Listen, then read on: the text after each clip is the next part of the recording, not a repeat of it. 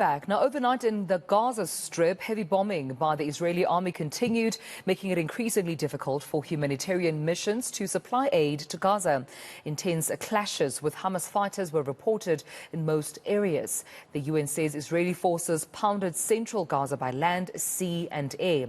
And this despite last week's adoption of a resolution calling for an immediate aid deliveries to hungry and desperate civilians in Gaza. So let's discuss this more with international relations expert Siphamandla Zondi joins me this evening to take this conversation forward. Siphamandla, thank you for your time and a very warm good evening to you.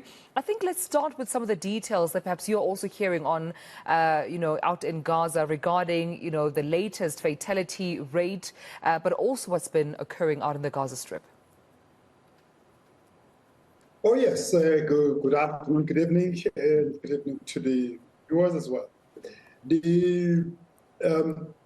The attempts at bringing about stability and cessation of hostilities there have been pretty much unsuccessful, and as a result, there has been wanton rise in violence, wanton rise in the bombardment of Gaza, pretty much indiscriminate bombarding everywhere.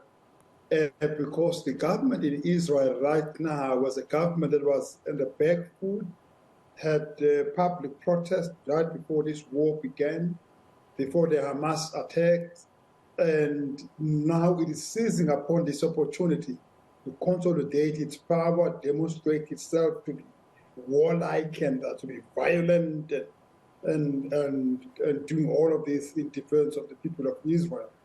So it hasn't found a political reason why it should listen to all the words of wisdom